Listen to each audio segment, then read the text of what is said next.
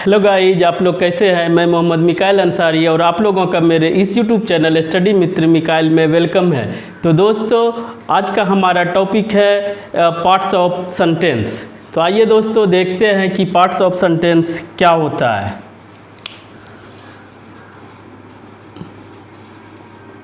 Parts of sentence. दोस्तों, हम लोगों ने इससे पहले सेंटेंस के बारे में, सेंटेंस के डिफिनेशन को देखा और उससे रिलेटेड जनरल इंस्ट्रक्शंस को कंप्लीट किए। दोस्तों, आज हम लोग देखते हैं कि सेंटेंस के कितने पार्ट्स होते हैं और इसका क्या इम्पोर्टेंस है। तो दोस्तों, सबसे पहले हम लोग देखते हैं कि कितने पार्ट होते हैं। तो सेंटेंस का दो पार्ट में रखा गया है। दोस्तों, पहले पार्ट को हम लोग बोलते हैं सब्जेक्ट और दूसरे पार्ट को बोलते हैं दोस्तों प्रेडिकेट। इस तरह से दोस्तों सेंटेंस के दो पार्ट हुए।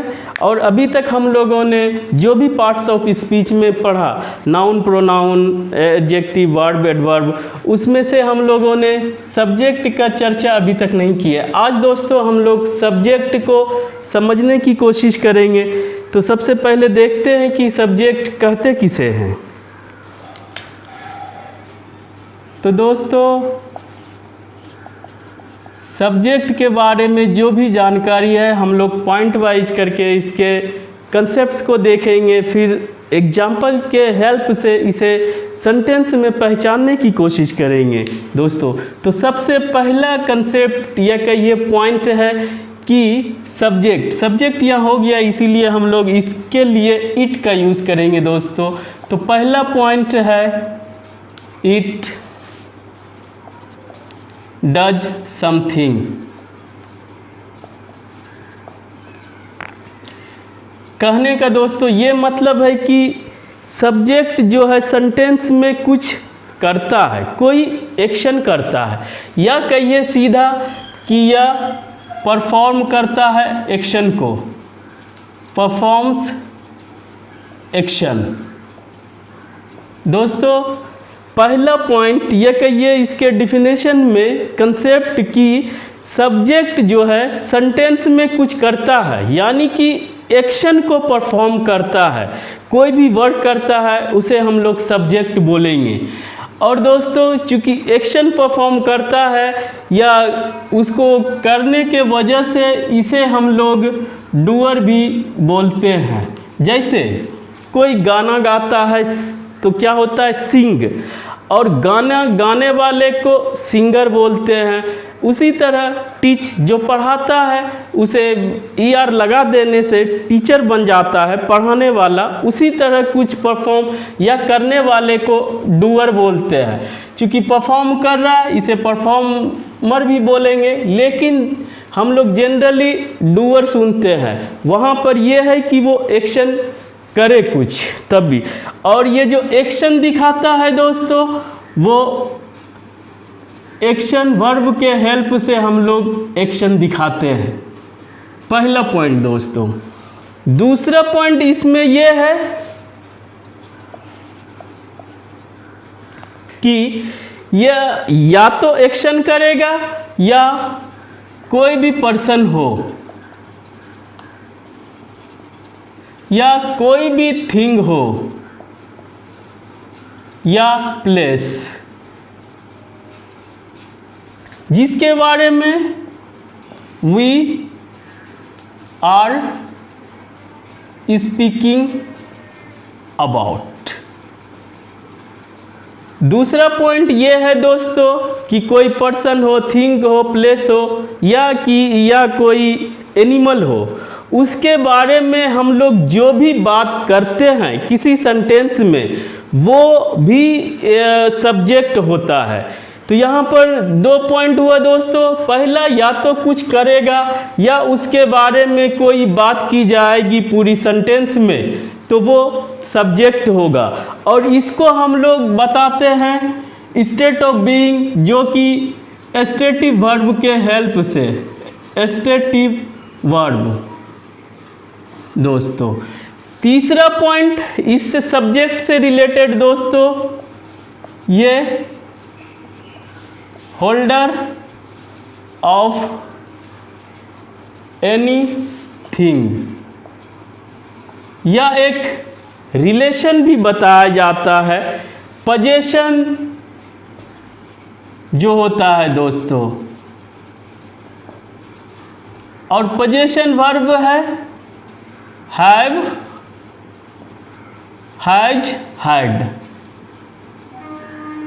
ये तीनों वर्ब के हेल्प से जो एक रिलेशन बताया जाता है, या उसका होल्डर कहिए, होल्डिंग जो रखता है, पोजेशन बताया जाता है, या रिलेशन बताया जाता है, या ओनरशिप बताया जाता है, उसे हम लोग होल्डर बोलेंगे, और उस जो बताता है उसे हम लोग सब्जेक्ट बोलेंगे दोस्तों। तो सब्जेक्ट से रिलेटेड तीन बातें हुई, जो कि या तो कोई काम करेगा, या उसके बारे में कोई बात की जाएगी, या वो कुछ रखता हो, पोजेशन दिखाता हो दोस्तों।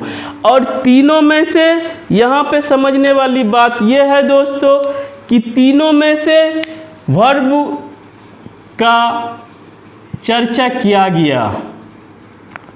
तो यहाँ पर यह इंपॉर्टेंट है कि सब्जेक्ट किसी न किसी वर्ब को परफॉर्म करता है। और अगर इसे हिंदी में समझना चाहते हैं सब्जेक्ट को, तो आप इस तरह से याद कर सकते हैं या दिमाग में रख सकते हैं दोस्तों कि सब्जेक्ट या तो कुछ करता है, या उसके बारे में पूरे सेंटेंस में बात की जाती है, या उस रिलेशन या पोजेशन बताया जाता है, वो सब्जेक्ट होता है दोस्तों। और ये सब वर्ब के हेल्प से किया जाता है, क्योंकि वर्ब के बिना सेंटेंस का कोई अस्तित्व नहीं होता है, पॉसिबल नहीं है। और सब्जेक्ट के बारे में भी वर्ब के ही हेल्प से कुछ बताया जा सकता है दोस्तों। और इससे रिलेटेड और बातें हैं जिसे हम लोग समझते हैं। चौथा पॉइंट है दोस्तों कि ये पर्सन भी हो सकता है, थिंग भी हो सकता है, प्लेस भी हो सकता है, या एनिमल भी हो सकता है। या तो एक्शन करेगा, या उसके बारे में बताया जाएगा, या वो पोजेशन दिखाएगा। तो दोस्तों ये क्या हो सकता है, जो भी हम लोग पार्ट्स ऑफ स्पीच में देखें कि कोई चीज़ का नाम हो, नेमिंग ऑफ एनीथिंग, उसे हम लोग नाउन बोलते हैं। तो ये सब्जेक्ट कौन बन सकता है? ये सब्जेक्ट दोस्तों नाउन ही सब्जेक्ट बन सकता है, नाउन या नाउन के जैसा। तो नाउन के जैसा दोस्तों, नाउन हम लोगों ने पढ़े नेम ऑफ एनीथिंग, और उसके बाद हम लोगों ने प्रोनाउन पढ़ा। प्रोनाउन दोस्तों जो कि नाउन के जगह पे यूज किया जा सकता है, और नाउन को ही रिप्रेजेंट करता है, और नाउन का ये सब्स्टिट्यूट होता है। और दोस्तों चूंकि प्रोनाउन का हम लोग बार बार यूज इसलिए करते हैं ताकि नाउन के रिपीटेशन से बचा जा सके। जैसे हम अपनी बात करते हैं, तो अगर एक बार हम अपना नाम लेते हैं इंट्रोडक्शन में, उसके बाद दोस्तों हम लोग अगर इंग्लिश में बात करते हैं तो आई बोलते हैं बार बार, जितनी भी बातें हो उसमें आई के हेल्प से हम अपने आप को रिप्रेजेंट करते हैं, तो वो प्रोनाउन होता है। यानी कि या तो नाउन होगा या नाउन के जैसा, और प्रोनाउन दोस्तों नाउन को ही बताता है, इसीलिए सब्जेक्ट नाउन बनेगा या प्रोनाउन बनेगा। और दोस्तों हम लोगों ने वर्ब में देखा V1 base form of the verb plus ING, ये वर्ब का भी काम करता है, और ये दोस्तों नाउन का भी काम करता है। और इसका एक स्पेशल नेम है जिसे बाद में पढ़ा जाएगा, इसे हम लोग जेरंड बोलते हैं। तो ये भी नाउन का काम करता है, इसे वर्बल नाउन बोलते हैं। चूँकि ये नाउन ही है इसीलिए ये सब्जेक्ट का काम करता है दोस्तों। उसी तरह एक और है 2 + V1, ये भी दोस्तों नाउन का काम करता है, जिसका एक स्पेशल नाम है इन्फिनिटिव, इसे भी बाद में पढ़ेंगे, लेकिन सब्जेक्ट के रूप में दोस्तों नाउन आएगा या प्रोनाउन आएगा या जेरंडा आएगा या इन्फिनिटिव आएगा। ये सब्जेक्ट का काम करता है, लेकिन सभी का मतलब होता है या तो नाउन या नाउन के जैसा। इसको हम लोग लिख सकते हैं दोस्तों नाउन या नाउन इक्विवेलेंट, नाउन या नाउन के जैसा वो सब्जेक्ट का काम करेगा दोस्तों। और इससे रिलेटेड पॉइंट लिख लें दोस्तों, ताकि आपको कोई सब्जेक्ट को पहचानने में, सेंटेंस में सब्जेक्ट को पहचानने में कोई प्रॉब्लम ना हो। और सेंटेंस में सबसे बड़ा चैलेंज है सब्जेक्ट को पहचानना। तो दोस्तों 5वां पॉइंट आता है हमारा कि ये वन वर्ड भी हो सकता है या दोस्तों ये ग्रुप ऑफ वर्ड्स भी हो सकता है। यानी कहने का मतलब है कि नाउन, प्रोनाउन या जेरंड या इन्फिनिटिव आएगा, वो सब्जेक्ट का काम करता है अगर ये तीनों में से कुछ परफॉर्म करता है दोस्तों। और उसी तरह से एक वर्ड भी हो सकता है या एक वर्ड से ज़्यादा भी हो सकता है। क्योंकि एक वर्ड से ज़्यादा हम लोगों ने पहले हम लोग बात कर चुके हैं। ग्रुप ऑफ वर्ड्स को हम लोग फ्रेज भी बोलेंगे, क्लॉज भी बोलेंगे और सेंटेंस भी बोलेंगे। चूँकि हम लोग अभी सेंटेंस पढ़ रहे हैं, फ्रेज और क्लॉज इसके बाद पढ़ेंगे। लेकिन दोस्तों यहाँ पर चाहे वन वर्ड हो चाहे ग्रुप ऑफ वर्ड्स हो, ये नाउन का ही काम करेगा या नाउन इक्विवेलेंट का। अगर ग्रुप ऑफ वर्ड्स एक से ज़्यादा वर्ड आता है तो उसे हम लोग फ्रेज आता है तो उसे बोलेंगे नाउन फ्रेज, या क्लोज का कंडीशन के साथ आता है तो उसे नाउन क्लोज बोलेंगे दोस्तों। एक और पॉइंट है, लास्ट पॉइंट, इसे भी समझ लें तो आपको सब्जेक्ट के बारे में कुछ और समझने की ज़रूरत नहीं है दोस्तों। ये है it is usually placed in the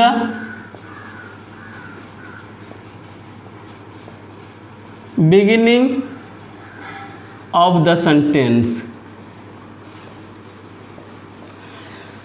दोस्तों ये तीनों परफॉर्म करता है, और वो नाउन या प्रोनाउन या जेरंड या इन्फिनिटिव हो, और वो एक वर्ड भी हो सकता है या ग्रुप ऑफ वर्ड्स भी हो सकता है। और लास्ट पॉइंट ये है दोस्तों कि जनरली या यूजुअली ये सेंटेंस के बिगिनिंग, स्टार्टिंग या शुरुआत में होता है, रखा जाता है। लेकिन ये कंडीशन हमेशा फुलफिल नहीं होता है, ज़्यादातर केसेस में शुरुआत में ही रहता है। इसीलिए इस पॉइंट को भी यहाँ पर समझ लें दोस्तों। अब आइए हम लोग सब्जेक्ट को एग्जाम्पल के हेल्प से उसे पहचानने की कोशिश करते हैं दोस्तों। एक एग्जाम्पल हम लोग लेते हैं, जैसे रानी इज राइटिंग अ लेटर। दोस्तों ये एक सेंटेंस है, और यहाँ पर एक बात ये समझने वाली है कि सेंटेंस का फॉर्मेशन या सेंटेंस कैसे बनाया जाता है, ये हम लोग क्लियरली टेंस में देखेंगे दोस्तों। और जो हम लोग अभी पार्ट्स ऑफ स्पीच के बेसिक पार्ट्स को पढ़ रहे हैं या सेंटेंसेस को पढ़ रहे हैं, ये हम लोग अपने आप को टेंस के लिए ही तैयार कर रहे हैं दोस्तों, ताकि हम लोग टेंस को बेहतर तरीके से समझ सकें और सेंटेंस का अच्छे से हम लोग फॉर्म कर सकें, सेंटेंस अच्छे से बना सकें और उसे अच्छे से समझ सकें। तो सबसे पहले दोस्तों इसमें हम लोग पहले जैसे पढ़े कि पार्ट्स ऑफ स्पीच, भी सेंटेंस में देखना बहुत ज़रूरी हो जाता है किसी भी लैंग्वेज को समझने के लिए। तो सबसे पहले हम लोग दोस्तों पार्ट्स ऑफ स्पीच इसमें देखेंगे, सभी वर्ड को एनालिसिस करेंगे। उसके बाद दोस्तों पार्ट्स ऑफ सेंटेंस की बात करेंगे। तो सबसे पहला दोस्तों रानी, चूँकि ये एक नाम है और नाम होने के वजह से ये एक दोस्तों नाउन हुआ, जो कि हम लोग नाउन में पढ़ चुके हैं। दूसरा दोस्तों इज और राइटिंग, चूँकि राइटिंग ये लिखने का प्रोसेस हो रहा है, इसका मतलब रानी एक पत्र लिख रही है, यानी कि लिखने का काम हो रहा है।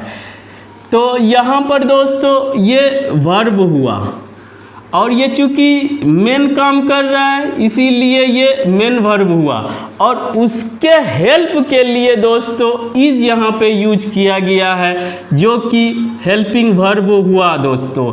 और चूँकि एक लेटर लिखने का काम किया जा रहा है, ये नाम है थिंग का या कोई चीज़, तो वहाँ पर भी ये एक नाउन हुआ।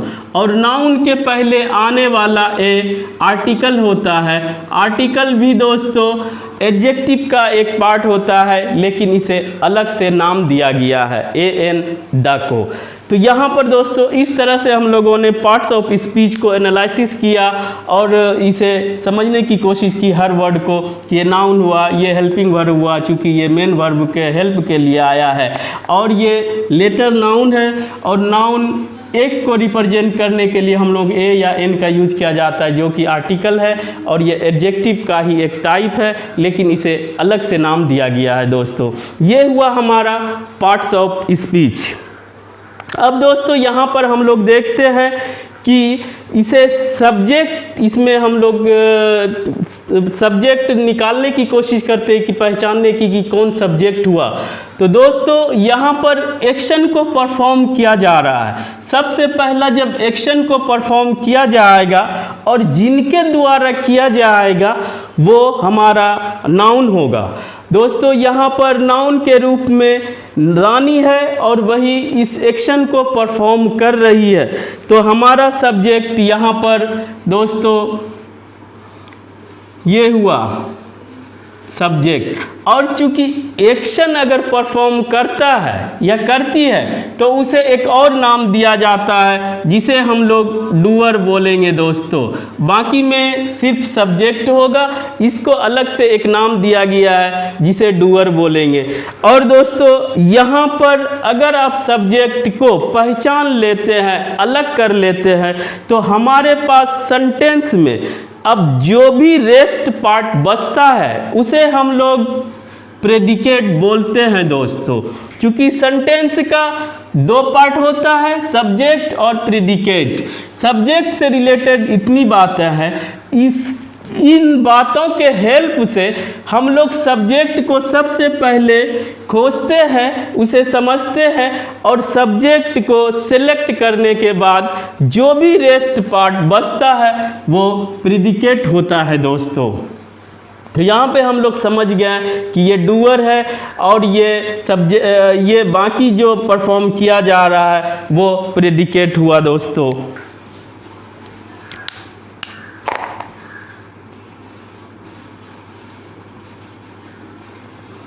इस तरह से अब और दूसरा एग्जांपल से देखते हैं दोस्तों हम लोग। My best friend is very intelligent. ये एक दोस्तों सेंटेंस है जिसका अब हम लोग पार्ट्स ऑफ स्पीच अलग कर लेंगे, और उसके बाद हम लोग कोशिश करते हैं सबसे पहले सब्जेक्ट खोजने की। तो यहाँ पर दोस्तों वर्ब क्या है, ये इज है, और हम ये पहले बोले हैं वर्ब के चैप्टर में कि अगर is am are was verb कोई आता हो और उसके आगे पीछे कोई भी और दूसरा वर्ब नहीं हो तो दोस्तों वो मेन वर्ब का काम करता है और वो स्टेट ऑफ बीइंग बताता है, और जिसे हम लोग एस्टेटिव वर्ब बोलते हैं। और ये यहाँ पर मेन वर्ब का काम कर रहा है दोस्तों। और उसके पहले इस वर्ब के बारे में जो भी बात की जा रही है वेरी इंटेलिजेंट, इसको भी वेरी एडवर्ब हुआ दोस्तों, और ये एडजेक्टिव हुआ, ये हम लोग पहले कर चुके हैं। और आप अगर मेरे पार्ट्स ऑफ स्पीच के सभी वीडियोज़ को देखते हैं तो आप भी आसानी से एनालिसिस कर सकते हैं वन बाय वन वर्ड को। तो दोस्तों और इसको परफॉर्म कौन कर रहा है? ये एक मेरा फ्रेंड है। फ्रेंड किसी का नाम यानी एक ग्रुप होता है, उसे फ्रेंड बोलेंगे तो उसे हम लोग नाउन हुआ। क्योंकि ये नाउन का ही विशेषता को बताया जाता है कि बेस्ट फ्रेंड में से बेस्ट फ्रेंड, तो वो एक एडजेक्टिव हुआ दोस्तों। और उसके साथ मेरा, इसे लिमिट किया गया, डिटरमाइन किया गया, ये भी एक एडजेक्टिव है जिसे हम लोग डिटरमिनर भी बोलते हैं। और इस सेंटेंस से हम ये बताना चाहते हैं दोस्तों कि ये एक वर्ड से ज़्यादा भी हो सकता है, ग्रुप ऑफ वर्ड्स। और यहाँ पर ये एक ग्रुप ऑफ वर्ड्स है जो कि नाउन के ही तरह काम कर रहा है। अलग बात है इसे हम लोग फ्रेज बोलेंगे, नाउन फ्रेज बोलेंगे, लेकिन ये एक नाउन के तरह काम कर रहा है। इसीलिए दोस्तों ये सब्जेक्ट हुआ और बाकी जो बचा वो मेरा प्रेडिकेट हुआ। सब्जेक्ट हुआ, बाकी जो बचा दोस्तों प्रेडिकेट हुआ। और एक और एग्जाम्पल हम लोग देखते हैं दोस्तों। एक एग्जाम्पल छोटा सा, He has a car। दोस्तों किसी के बारे में बताया जा रहा है। तीसरा पॉइंट मेरा है, कोई पोजीशन बताया जाता है हैज, हैव या हैड के द्वारा। यहाँ पे कहा जा रहा है कि उनके पास एक कार है। तो यहाँ पर दोस्तों ये आप पहले से जानते हैं, जो नाउन के जगह यूज किया जाता है उसे प्रोनाउन बोलते हैं। हैज, हैव चूँकि ये और वर्ब नहीं है इसीलिए यहाँ पर ये मेन वर्ब हुआ। चूँकि has, have, had helping verb का भी काम करता है, बशर्ते कि उसके साथ कोई मेन वर्ब आता हो। तो यहाँ पे दोस्तों ये एक वर्ब हुआ और ये दोस्तों नाउन हुआ।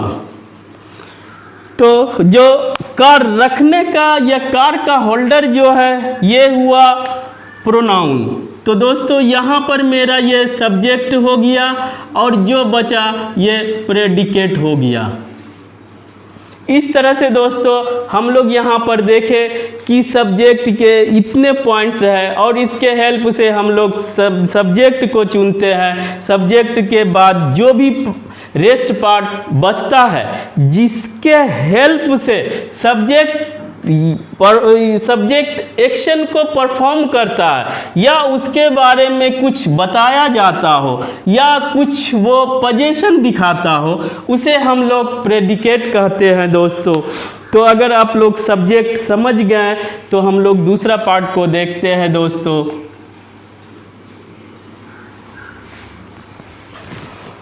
दूसरा हमारे पास है प्रेडिकेट। अगर इसके डिफिनेशन को समझना चाहते हैं तो रेस्ट पार्ट यानी कि द पार्ट जो बचा,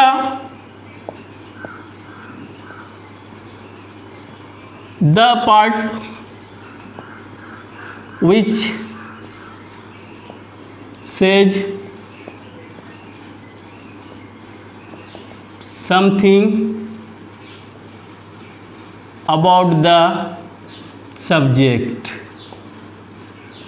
तो दोस्तों प्रेडिकेट क्या हुआ, जैसे कि हम लोगों ने एग्जाम्पल से भी देखा कि सब्जेक्ट के बाद जो भी रेस्ट पार्ट बचता है वो प्रेडिकेट होता है। और प्रेडिकेट दोस्तों उसमें कुछ कहने की बात की जाती है, चाहे वो एक्शन हो, चाहे वो स्टेट ऑफ बीइंग हो, चाहे वो पोजीशन हो। तो इसमें सबसे इम्पोर्टेंट बात जो याद करने वाला है या दिमाग में रखने वाला है दोस्तों, सबसे इसका इम्पोर्टेंट पार्ट होता है प्रेडिकेट का कि हम लोग जो भी परफॉर्म करते हैं वो वर्ब के हेल्प से करते हैं। और हम लोग ये जानते हैं दोस्तों कि सेंटेंस वर्ब के बिना पॉसिबल नहीं है। और सब्जेक्ट के बाद जो बचता है वो प्रेडिकेट होता है। तो ऑब्वियस है कि उसमें पहला सबसे इम्पोर्टेंट जो पार्ट्स ऑफ स्पीच है वो वर्ब होगा। तो प्रेडिकेट का सबसे इम्पोर्टेंट पार्ट्स ऑफ स्पीच क्या होगा? Main part of the predicate क्या होगा दोस्तों? ये वर्ब होगा। चाहे वर्ब जिस फॉर्म में आए वो वर्ब होगा। और यहाँ तक कि वर्ब अकेले भी रह सकता है प्रेडिकेट में, और इससे ज़्यादा अदर वर्ड्स आते हैं तो भी कोई बात नहीं है, लेकिन वर्ब का रहना मस्ट है। पहली बात कि सेंटेंस में वर्ब का रहना मस्ट है, और चूंकि सेंटेंस में सब्जेक्ट के बाद प्रेडिकेट आता है और प्रेडिकेट में वर्ब ही मेन पार्ट होता है दोस्तों। इस तरह से हम लोग सब्जेक्ट और प्रेडिकेट को समझने की कोशिश किए हैं दोस्तों, और इसे समझना बहुत ज़रूरी है।